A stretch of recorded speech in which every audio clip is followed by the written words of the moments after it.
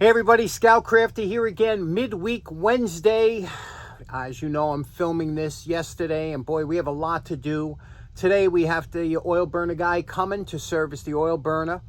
I'll tell you about that on Friday. Also, we have today we got to go vote. We got a lot going on, but for today's video, I pieced together a couple things off the cutting room floor that I deleted from. I didn't want to just purge it and throw it off the phone, so I have that. And we have a nice pair of pliers from Scott Doerger that we're going to hit. So we got a nice show. Let's get started right away. Next up, my good buddy Brian O'Hare. He gave me a whole bucket of tools that we're going to be doing, and also a lot of giveaways coming up very soon. But in there was this, and I had to laugh because I said, you know, this is something a tool snob wouldn't even look at. You know, he's it's Home Depot crap. But I got to tell you something. Some of these inexpensive screwdrivers, like the Stanley makes one, extremely comfortable in the hand. It just has good ergonomics. This is just like that. Really, you know, a diamond in the rough. You wouldn't even think of it from looking at it. Obviously, the tips, the high carbon steel, they're hardened, they rust up. Let's do a quick cleanup on these tips, and I'll show you what we got. Okay, wire brushed our tips here and then wiped them down with 50/50. Also lubricated the ball detents by putting a drop of oil there, pressing down with a flat tip screwdriver to get oil in there. Same thing with here. This is all, and then to make sure you get a round brush and clean the inside here for any residual rust that was here. All we're left with is the handle, and you know me. I can't get enough of these things ever since I got it. But nothing cleans tool handles better than this product here. So look at that. The dirt, it's amazing. I know a lot of you guys have gotten them and are very happy with them, but I have to tell you, if you think I'm just joking you, this is, next to the fiber wheel, this is one of the great finds for us as tool cleaners and restorers.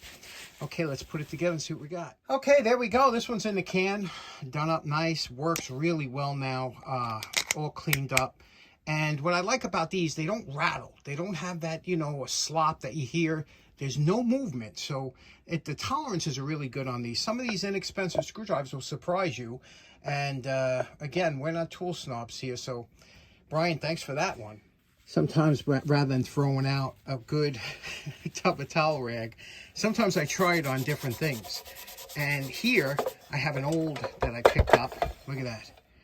An old fuse box. This is a fuse switch that I wanted to clean up. But sometimes I like to try this out just to see how it performs on different materials, you know, because it's all about experimenting. And especially before throwing it out, because these will dry out when they're outside of the container.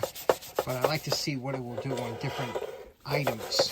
And this is a good item to experiment on because this obviously it's been in the basement or something. And let's see what it looks like. Okay, as far as performance on here is okay. You know, compound works much better or something. But where these really shine is on plastics. Look at this. Look what it did to the outlet and the outlet cover here. And plastics and rubber and tool handles, that's where that product really shines, huh? What do you think of that? I mean, this is an old vintage Art Deco covers. These things have gone through the roof on eBay. I don't know why, but nice, right? Okay, next up, do you remember our last episode we talked about this interesting piece that was given to me by Mike and Roger, you know Mike.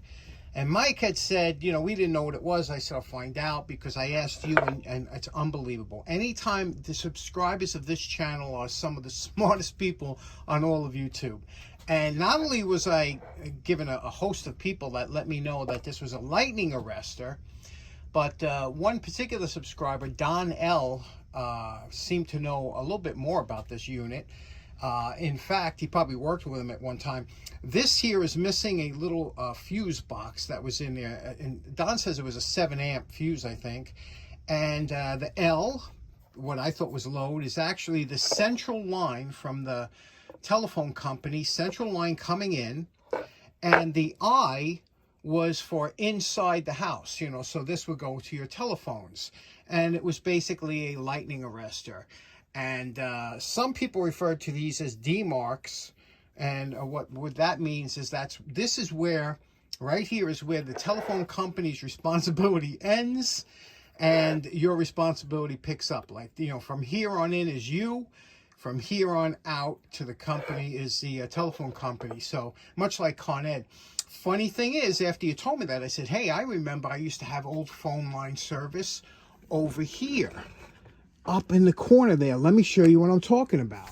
Now, it's obvious this is a part of the basement I don't usually get to up here, and you can see the kind of dirt and cobwebs or whatever, but there it is. There's the that lightning arrestor, and you could see, here it was. I didn't even know I had it. So special thanks to everybody who let me know what this is. Special thanks to Mike. Very interesting item. It's great to know that there are people out there that have knowledge of this stuff still. Next up, Scott Doerger, my good buddy, sent these over with a care package a couple months ago, and you can see these are Kraeuter, and these are 5.5. I think it's a 1611. I can't really read it with my eyesight. You can, but you can see here it's a little pin. I want to keep these down here because I do a lot of electrical work, and I'll show you why these are great for me. Look at the embellishments here. What do you say we just do a quick cleanup, and the kind of cleanup that I could use it without worrying about using it. So let's do that real quick.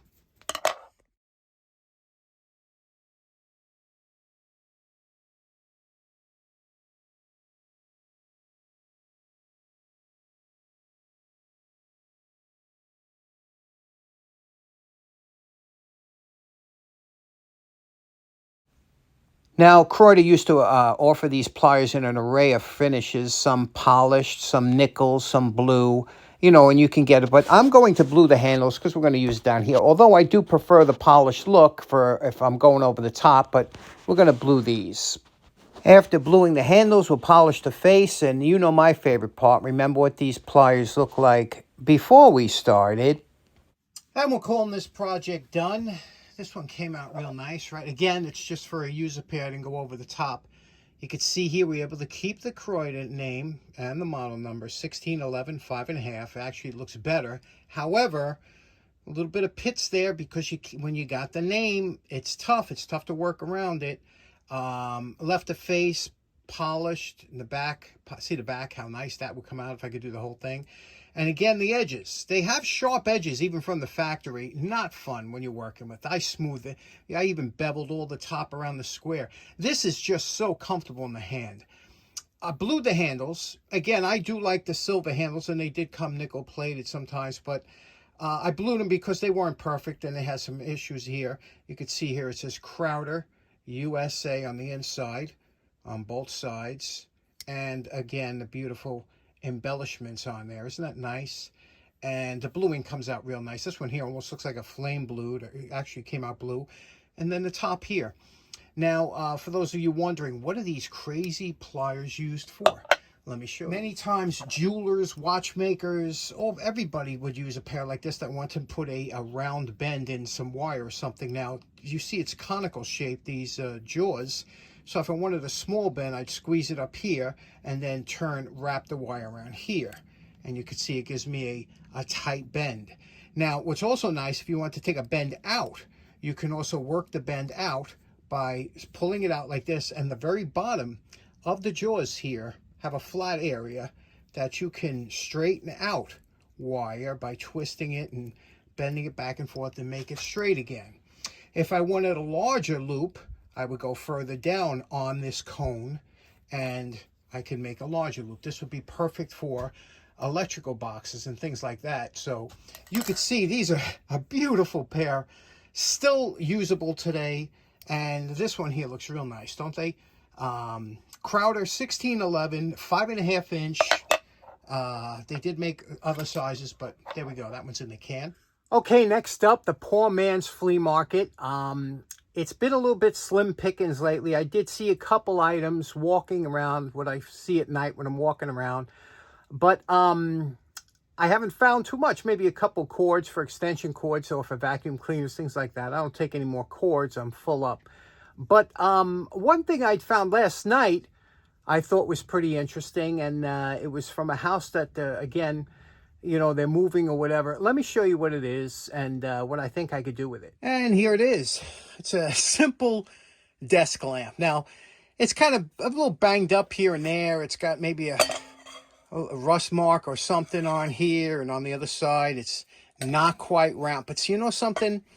For the shop, these things get banged around anyway down the shop, and you don't want something, you don't want to have to go out and buy a perfect one, and I kind of feel bad. I think this will work. All the springs are intact. The only thing is, these always, whenever you find these, they're always missing the base. The base was always a wonky affair with these type of lights. They always break. They had a plastic base, and I'll show you how you can make a base that'll work down here. The plug is still intact. It's not bent or anything. The socket still looks good. UL approved. Let's clean it up. I think it'll work. Let's test it first, so we're not cleaning up a dead lamp. And it's got a switch is still intact. Sometimes they're broken off.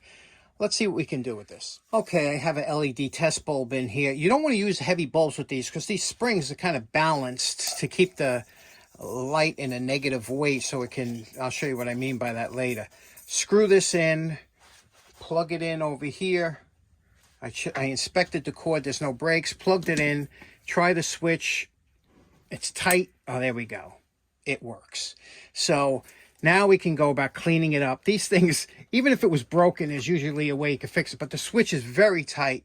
We'll see what we can do with that. Okay, we have a scrap piece. This used to be a 2x4. There was a piece cut off here before. It's just a scrap piece of wood, the kind you use in the drill press or whatever as a blocker. Just drew a dot. It doesn't have to be centered perfectly. Just drew a dot here around the end. And what I'm going to do is I'm going to take this. Now, you want this piece of wood to be longer, thicker rather, than this is long, okay? Because you don't want that sticking through the bottom. So that's fine. But we're going to drill this diameter hole here, and we want it to be kind of a snug fit, and you'll see why in a minute. Now, you don't have to be fancy to find that the diameter of this hole. You get a pair of old-fashioned calipers, okay? These are outside calipers, and what you do is you tighten this up until you get because we want this, remember, we want this to be a snug, almost like a press fit, and you can see I have it kind of tight here, that it's just passing over tightly. Now you want to find a drill bit that does the same thing. So we got this drill bit here, and same thing. There's a snug fit, you see? In fact, this is just a little bit looser, which is better. It'll give it a little bit tighter fit. So we'll drill a hole with this bit. We're at the drill press, and I always tell you that one of the greatest features of a drill press is the drill press stop, because that stop can allow you to adjust your depth. Now, let's say we don't want to go all the way through here. We adjust the drill stops. You see I have it coming down, and now it locks. It'll lock here. So this will get me close to the bottom without punching through, and that's just what we want.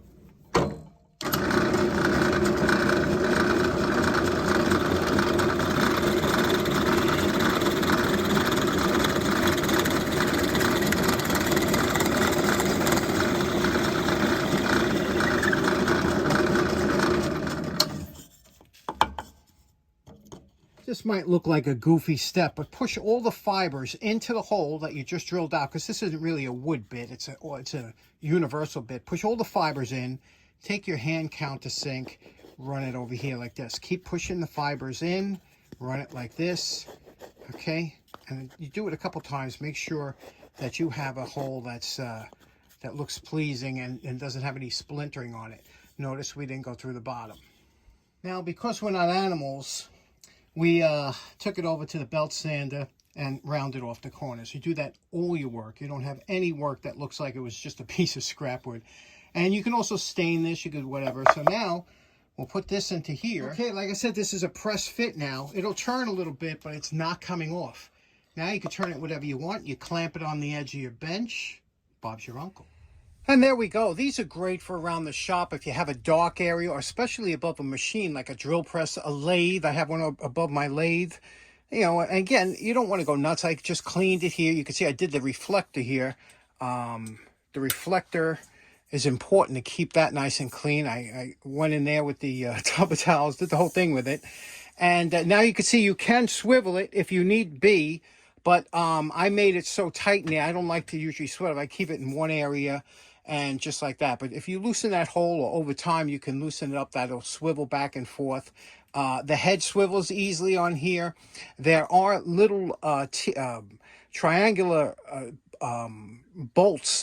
triangular headed bolts over here that you can tighten up to make this you know, tighter or looser. The spring is to hold it wherever you put it, you know. So you've seen these before, but that's a great little find. If you ever find these and they're missing that base, don't pass it by. They usually always work. Okay, so in closing, special thanks to Scott Doerger for those great pliers. And after midnight, we still don't have results here in New York City. So whether or not I'll have to sell my kidney, I don't know. We'll see tomorrow when I wake up. But hopefully, keep your fingers crossed. Thanks so much for tuning in. Hope you have a great day, and we'll see you again on Friday. Take care now. Bye-bye.